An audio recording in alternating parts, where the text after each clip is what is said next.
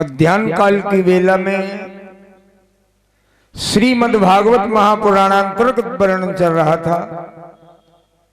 मां भागीरथी की पावन रेणुका में विराजमान महात्मा परीक्षित भगवान सुखदेव जी का सानिध्य लिए बैठा है और सुखदेव जी ने संकेत किया, राजन आज तुम्हारे जीवन का सबसे कीमती दिवस है। राजा परीक्षित हाथ जोड़े बैठा था, नेत्र बंद किए ध्यानामस्त।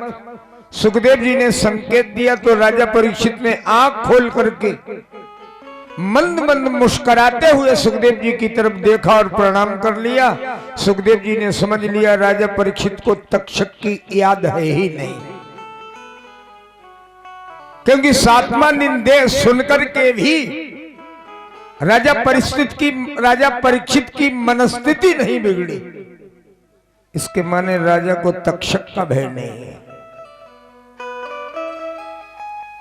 और भगवान सुखदेव जी ने राजा परीक्षित को गोविंद की पावन लीला सुनाना प्रारंभ कर दिया।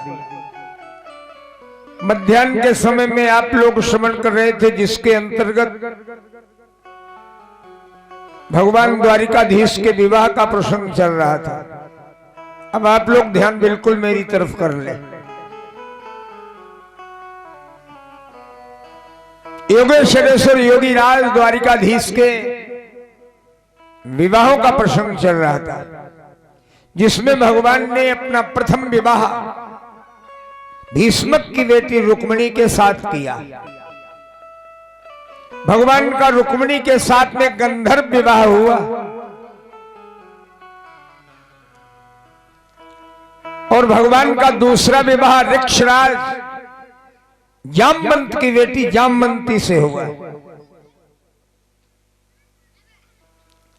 भगवान का तीसरा विवाह सत्यजित की बेटी सत्यभामा से हुआ। चौथा विवाह नग्न देश के राजा की बेटी नग्नजिता के साथ हुआ। पांचवा लक्ष्मणा के साथ हुआ। छठा सत्या के साथ हुआ। सातवां भद्रा के साथ हुआ और भगवान का आठवां विवाह सूर्यपुत्री कालिंदी अर्थात जमुना जी के साथ हुआ। ये भगवान के 8 विवाह हुए। 8 विवाह में किसी भी विवाह में न पंडित की जरूरत, न मंडप की जरूरत, न बाजे बैंड की जरूरत, न बारात की जरूरत। जितने भी भगवान के विवाह हुए हैं सब फ्री स्टाइल में हुए। भौमासुर को मार करके 16,100 कन्याओं की कैद छुड़ाई, कारागार से बाहर किया। भगवान ने कहा आप लोग अपने अपने माता पिता के पास जाओ, अपने अपने घर जाओ। 16,108 गोविंद के सामने हाथ जोड़ के खड़ी हो गई। बोली, भगवान मेरा कब जन्म हुआ, कब अपहरण हुआ, मुझे संसारिक कोई ज्ञान है ही नहीं। मुझे अपने माता पिता कुल खानदान का भी कोई ज्ञान नहीं कि मेरा माता पिता कौन है, हम किस कुल खानदान के हैं। भौमासुर ने हम सबके साथ विवाह करने के लिए हमारा अपहरण किया था। भौमासुर को आपने मार दिया। गोविंद, अब तो मेरे सामने 2 ही रास्ते हैं, या तो हम दरिया में डूब के मर जाएं या फिर जहर खा के मर जाएं, क्योंकि समाज का कोई सभ्य पुरुष हमें स्वीकार नहीं करेगा। गोविंद ने कहा, जिसे कोई नहीं स्वीकार करता उसे मैं स्वीकार करता हूं। तुम सब द्वारिका चलो। भगवान सबको द्वारिका लाए। सुखदेव जी कहते, राजन द्वारिकाधीश भगवान कृष्ण के 16,108 विवाह हुए। एक एक पत्नी से 11-11 संतान का प्रमाण है। इतना होने पर भी व्यास जी ने भागवत में भगवान कृष्ण को योगेश्वरेश्वर योगी राज बाल ब्रह्मचारी लिखा है। अभी भगवान के विवाह क्या है, थोड़ा आप गहराई से चिंतन करें। नंबर 1, हमारा आपका जो पंचभौतिक शरीर है यही द्वारिका है। ये नव द्वारे का वरना पिंजड़ा या में रहता पक्षी कौन? ये 9 दरवाजों वाला जो शरीर है यही द्वारिका है। गीता भी कहती है नव द्वारे पूरी देही देही कर्मान गोवशा। हमारा आपका शरीर यही द्वारिका है और इसमें जो बोल रहा है वही तो कृष्ण है। परमात्मा की सत्ता जो बोल रही है वही कृष्ण है ना, जिसके विषय में मानसकार लिख रहा है।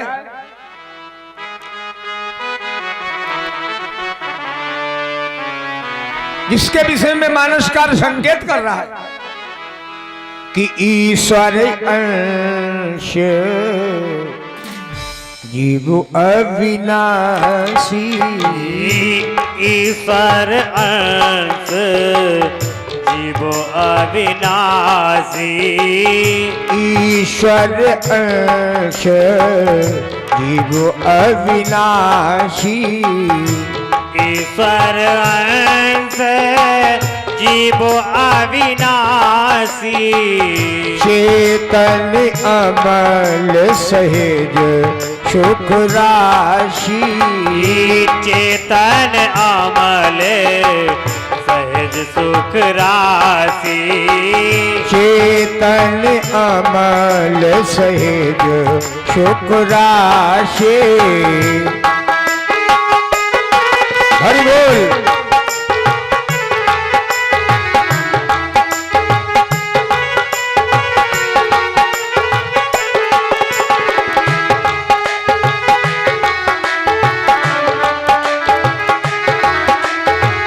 चेतन अमल सहेज सुख राशि, चेतन अमल सहज सुख राशि।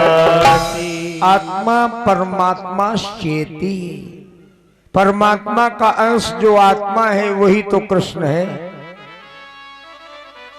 हमारा आपका शरीर ये द्वारिका है, इसमें जो बोलने वाली सत्ता है वही कृष्ण है। इस शरीर में 16,108 नाड़ी हैं। एक एक नाड़ी की 11-11 उपनाड़ी है। इतने बड़े जाल में रहने वाला परमात्मा का अंश जीवात्मा वो सदा सदा पवित्र है। उस पर कोई किसी तरह का विकार नहीं, किसी तरह का मल नहीं। गीता कहती है नैनम छिद्दन्ति शस्त्राणि नैनम दहति पावका न चैनम क्लेन्द्यापो न शोषयति मारुता। आत्मा अजर है, अमर है, अविनाशी है, परमात्मा का अंश है। इसलिए भगवान कृष्ण योगेश्वरेश्वर बाल ब्रह्मचारी है। नंबर 2, थोड़ा बारीकी से देखें तो वेद में 1,00,000 मंत्र हैं। हमारे यहां वेद में 1,00,000 मंत्र हैं, जिसमें 16,000 मंत्र हैं उपासना कांड के, 80,000 मंत्र हैं ज्ञान कांड के और 4,000 मंत्र हैं कर्म कांड के। 1,00,000 हो गए। इसमें जो 16,000 मंत्र उपासना कांड के हैं वो गोविंद की पत्नी बन के आए हैं। वही मंत्र उपासना, उपासना शब्द का शाब्दिक अर्थ उप समीपे असनम उपासनम, परमात्मा के सानिध्य में पहुंच जाना, बोले यही उपासना है। 16,000 मंत्र जो है वो गोविंद की पत्नी बन के आए और 100 उपनिषद हैं। वो 100 उपनिषद भी गोविंद की पत्नी बने। 16,100 और 8 अष्टदा जो प्रकृति है ना, क्षितिजल पावक गगन समीरा,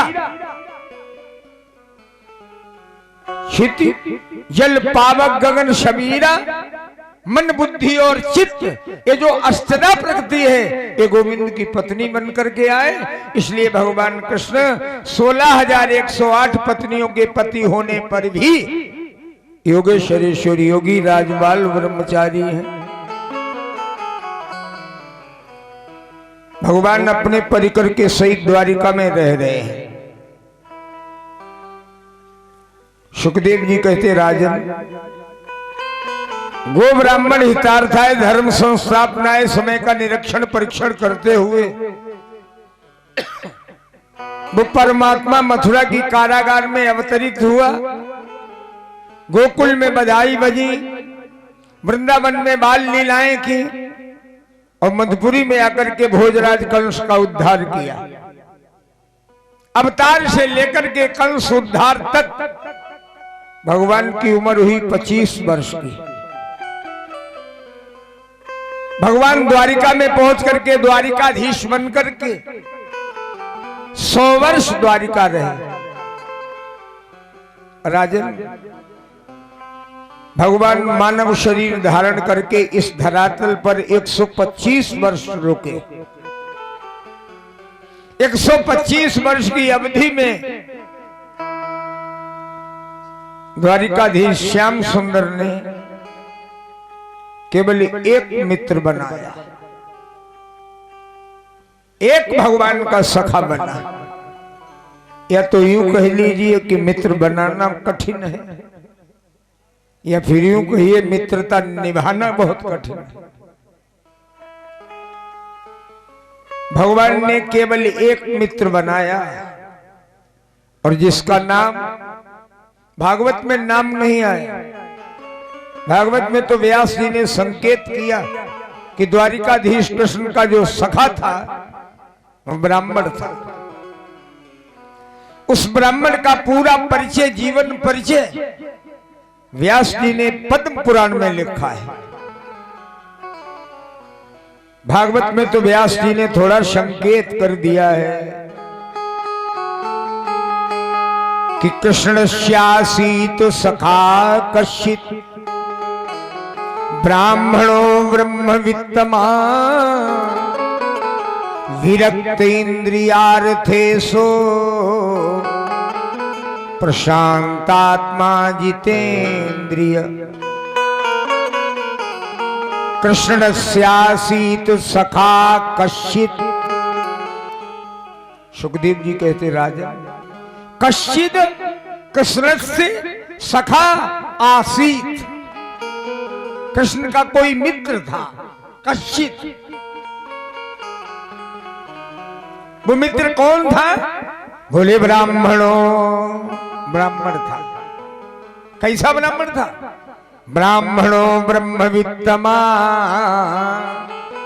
जिस ब्राह्मण के जीवन का सबसे बड़ा धन परमात्मा का नाम था, भगवान का भजन था। ब्रह्म वित्तमा, परमात्मा का चिंतन, परमात्मा का भजन ही ब्राह्मण की सबसे बड़ी जीवन की संपत्ति थी। विरक्त इंद्रियार्थेषु, इंद्रियों से जिसकी विरक्ति थी। अब आप विचार करना, भागवत के श्लोक के अनुसार सुदामा 1% गरीब नहीं था। अमीरी गरीबी का अनुभव तो तब किया जाता है जब भोक्ता इंद्रियों के वशीभूत हो। शांतात्मा जितेन्द्रिय, ब्राह्मण की इंद्रियों से विरक्ति थी। प्रशांत आत्मा महान आत्मा वाला था और जितेंद्रिय इंद्रिय विजेता था। सुदामा ने जीवन में कभी भीख मांगी हो, भिक्षा मांगी हो, ऐसा कहीं प्रमाण नहीं। सुदामा का तो एक ही भाव था, ब्राह्मण को धन केवल शिक्षा। जो लोग कह देते हैं ब्राह्मण को धन केवल भिक्षा, उनकी नजर में शायद सुदामा भिखारी होगा ना। पत्नी ने जब बोल दिया तो सुदामा ने ब्राह्मणी को फटकार दिया, पगली भिक्षा मांगने को बोलती है। शिक्षक हो सगरे जग को, तीयता को कहां अब देती है शिक्षा। सुनो, ब्राह्मण के पास जगत गुरु की डिग्री है। वो राम का गुरु बना है, वो कृष्ण का गुरु बना है। ब्राह्मण तो जगत गुरु है, ब्राह्मण जन्मजात गुरु है। सुदामा ने जीवन में भिक्षा मांगी हो, भीख मांगी हो, ऐसा भागवत में प्रमाण नहीं है। विरक्त इंद्रियार्थे सो प्रशांतात्मा जितेंद्रिय। इंद्रिय विजेता ब्राह्मण। किसान खेत से अन्न उठा ले जाए और खेत में जो अन्न पड़ा रहे, सुदामा उसी अन्न को उठा के चबा ले, जल पिए, भगवान का भजन करे। ब्राह्मण की शीला वृत्ति है, भिक्षा वृत्ति नहीं है, शीला वृत्ति। वो भी अन्न न मिले तो जल पी ले, जल भी न पिए, जैसी कन्हैया की इच्छा। उदासीन वृत्ति नहीं। जीवन में एक बार ऐसा समय आ गया कि ब्राह्मण के घर में 5 दिन हो गए चूल्हे में धुआं नहीं हुआ, तवा चूल्हे पर चढ़े ही नहीं। ब्राह्मण, ब्राह्मणी और एक बेटा। वसुंधरा ने कहा, स्वामी। सुदामा बोले, हाँ देवी, मेरा विवाह होके आया था तो आपने एक बार कहा था कि द्वारिका के राजा धीराज, द्वारिकाधीश श्री कृष्ण हमारे गुरुकुल के बचपन के सखा है। आजकल द्वारिका के जो राजा हैं, आपने कहा था मेरे सखा हैं। सुनते ही सुदामा के नेत्र नम हो गए और बोले, देवी तुमने बड़ी पुरानी याद दिला दी। सखा नहीं, कन्हैया तो मेरा लंगोटिया यार है, बचपन। अरे गुरुकुल में एक साथ पढ़े, एक साथ रहते थे, साथ साथ खेलते थे, साथ साथ खाते थे। देवी, पढ़ करके वो अपनी मथुरा चला गया, मैं अपने घर चला आया। सुनता हूं आजकल वो द्वारिका का राजा है। देवी, मैं अपनी झोपड़ी का राजा हूं। इसको मनोबल कहते हैं। जब आवे संतोष धन, सब धन धोरी क्षमा। तो ब्राह्मणी ने कहा, स्वामी आपको कभी ऐसा नहीं होता है कि अपने मित्र से मिल के आओ? अब देखो 5 दिन हो गए तबे पर चूल्हा नहीं चढ़ा। बच्चे की दशा देख रहे हो, पेट पीठी में मिल गया। द्वारिका चले जाओ। सुदामा ने कहा, द्वारिका चले जाए मांगने के लिए? देवी क्या कहती है? भूखों मर जाना कबूल है, लेकिन मित्र के दरवाजे हाथ नहीं फैलाऊंगा जाके। पत्नी बोली, आप गलत भाव समझ गए। मैं ये नहीं कह रही, मैं ये कह रही हूं कि अयम ही परमो लाभ उत्तम श्लोक दर्शन। द्वारिकाधीश का दर्शन ये जीवन का परम लाभ है। जाओगे तो दर्शन तो मिलेगा, और भगवान का दर्शन कभी व्यर्थ नहीं जाता है। कहीं उन्होंने जरा सी कृपा कर दी तो फिर दूसरे के दरवाजे जाने की जीवन में जरूरत ही नहीं पड़ेगी।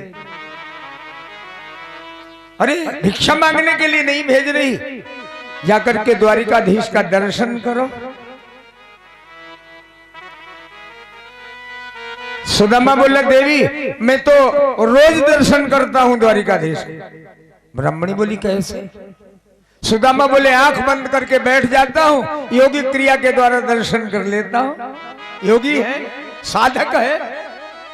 पत्नी ने कहा, वो तो बराबर, लेकिन जब शरीर से जाओगे दर्शन करने तो आधा फल हमें भी मिलेगा, क्योंकि मैं अर्धांगिनी हूं, धर्म पत्नी हूं। शरीर से जब जाओगे, हमारे यहां पुराण कहते हैं, पति के शरीर के द्वारा जो भी धर्म पुण्य होता है, पत्नी भले ही साथ न हो, आधा फल उसको मिलता है, पौराणिक नियम है। क्यों? क्योंकि उसने अग्नि को, वेद मंत्रों को साक्षी करके वो धर्म पत्नी बनी है, न कि अधर्म पत्नी। वो धर्म की पत्नी है, इसलिए धर्म करोगे तुम्हारे न चाहने पर भी आधा फल उसके खाते में ट्रांसफर हो जाएगा। अगर आप पाप करेंगे, अधर्म, और अधर्म पति अगर करे और पत्नी चाहे भी कि आधा हमारे खाते में आ जाए, तो उसके चाहते हुए भी नहीं जाएगा, उसकी पूरी पूरी एंट्री पति के खाते, क्योंकि उसने धर्म का आश्रय लेकर के आपको पति वरण किया है, धर्म के लिए, न कि अधर्म के लिए। अधर्म करो तो तुम जानो, बोली शरीर से जाओगे तभी तो हमें फल मिलेगा। ज्यादा जिद की तो सुदामा ने कहा भजन भी नहीं हो पाएगा घर में, ये तो चे कर रहे, अब चले ही जाए। बोले देवी वो तो बात ठीक कहती हो, पर एक बात है। कहा क्या? कहा गुरु के दरबार में, मित्र के दरबार में, राजा के दरबार में, भगवान के दरबार में रिक्त हस्तम न गच्छेत, खाली हाथ नहीं जाना चाहिए। खाली हाथ जाओगे तो खाली हाथ आओगे। वो हमारा मित्र भी है, द्वारिका का राजा भी है, परमात्मा भी है देवी। खाली हाथ जाओ, घर में कुछ है नहीं। ब्राह्मणी ने कहा स्वामी मैं देखती हूँ कुछ व्यवस्था। बगल में गई, पड़ोसियों के यहाँ 4 घरों में गई ब्राह्मणी, और 4 घरों में जाकर के या चित्वा चतुरो मुष्टीन विप्राण पृथक तंडुला, 4 घरों से 4 मुट्ठी चावल लाई, एक एक घर से एक एक मुट्ठी। अगर ब्राह्मणी चाहती तो एक ही घर में 4 किलो मिल जाते, लेकिन 4 घरों से एक एक मुट्ठी। कितनी बुद्धिजीवी है, कितनी दूरदर्शी।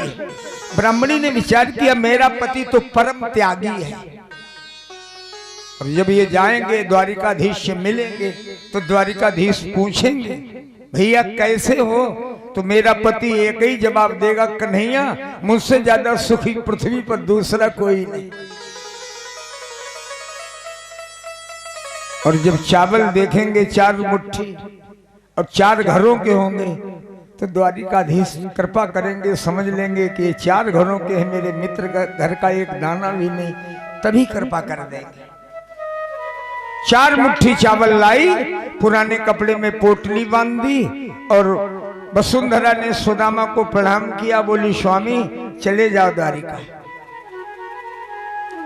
सुदामा बोले देवी जाता हूं, पर एक ध्यान रखना। क्या? सुदामा बोले देवी भजन खूब करना, भजन ही जीवन का सार। और सुदामा ने द्वारिका के लिए पयान किया। चले सुदामा द्वारिका के लिए।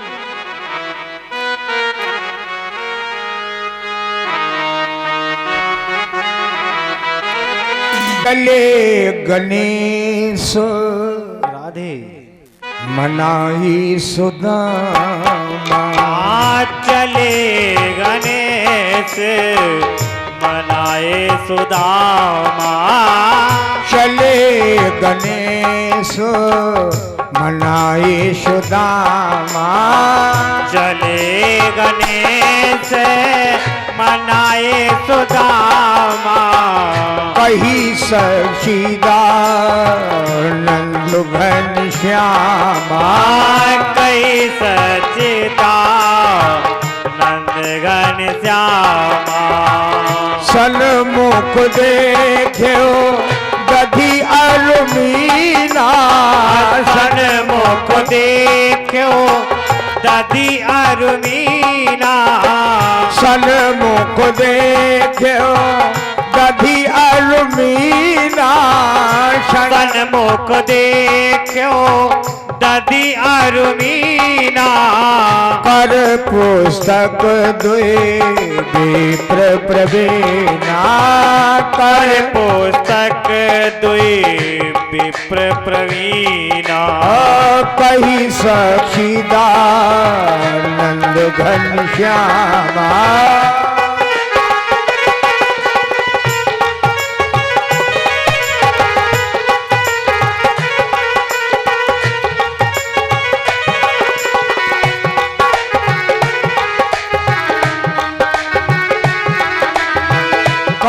सखीदानंद घनश्यामा। सच्चिदानंद घन का स्मरण किया। सुदामा ने द्वारिका के ताई पयान किया। 4 कदम नगरी से निकल पाए सुदामापुरी से। सुनो, बढ़िया वाले शकुन होने लगे। सन्मुख देखे दधी और मीना, दही मछली का दर्शन हुआ। कर पुस्तक दुई विप्रो प्रवीणा। आगे बढ़े तो वेद पाठी ब्राह्मण वेद वास्ते हुए आ रहे हैं। सुदामा और आगे बढ़े। लोभा फिर दर्श दिखावे, सन्मुख बक्षही धेनु पिवावे। लोमड़ी का दर्शन हुआ और आगे बढ़े। गाय बछड़े को दूध पिला रही थी। सुदामा का मनोबल सबल हो गया, विश्वास हो गया, कन्हैया मिल जाएगा, मित्र मिलेगा। जा रहे हैं चिंतन करते हो। जिस मार्ग पर जा रहे हैं वही गंतव्य है। जहां ठहर गए वही मुकाम हो गया। जो खाने को मिल गया वही जीविका हो गई। चलते चलते चलते चलते 6 महीने हो गए। घुटनों तक सूजन आ गई। एक वृक्ष के नीचे लेट गया ब्राह्मण और द्वारिकाधीश से कनेक्शन जोड़ने लगा। भूख लगती है, प्यास लगती है, जिंदगी अब निराश लगती है। कैसे आऊं मैं तेरी द्वारिका, आस भी अब निराश लगती है। और वृक्ष के नीचे लेट करके ब्राह्मण गुनगुनाने लगा।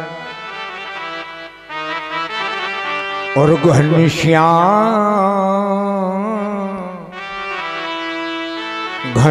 घनश्याम तुम्हें ढूंढने जाए कहाँ कहाँ।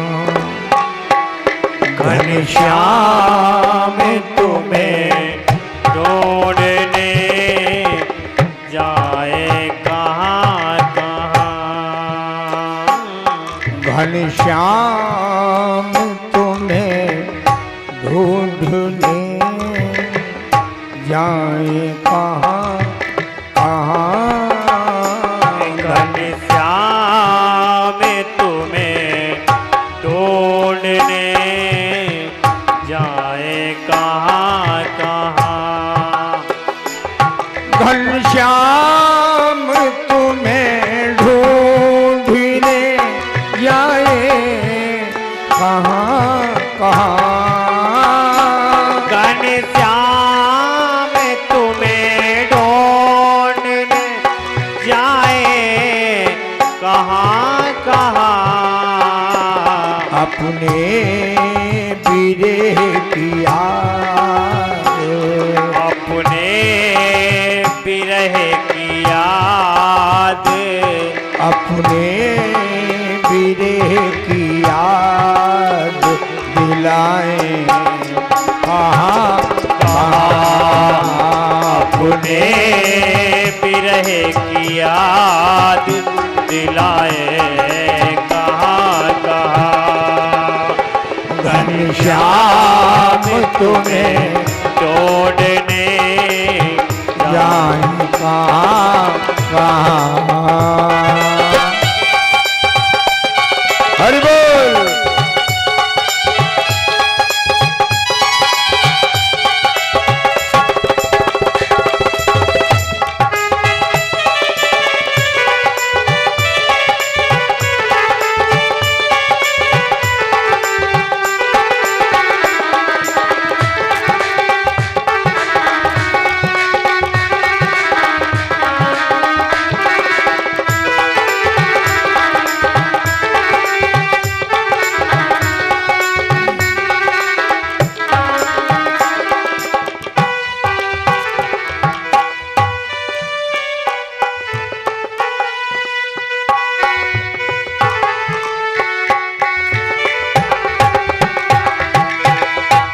तेरी नजर में जुल्फ में मुस्कान मधुर में, तेरी नजर में जुल्फ में मुस्कान मधुर में, तेरी नजर में जुल्फ में गोविंद मुस्कान मधुर में, तेरी नजर में जुल्फ में मुस्कान मधुर में, उलझा है सब में मन, राधे उलझा है सब में मन, उलझा है सब में मन, को छुड़ाए कहाँ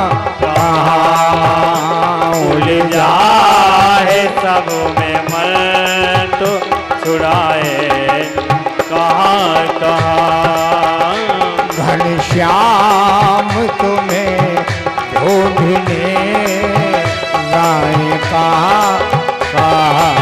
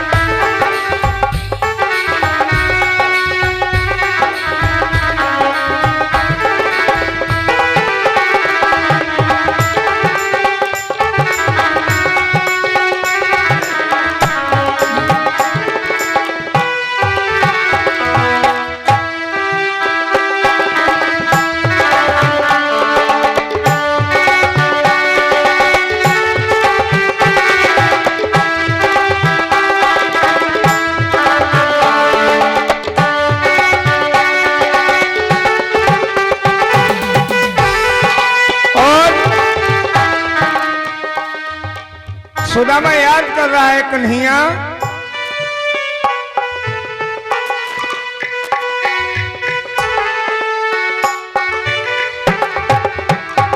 दिन रात अश्रु बिंदु बरसते तो है मगर, दिन रात अश्रु बिंदु बरसते तो है मगर,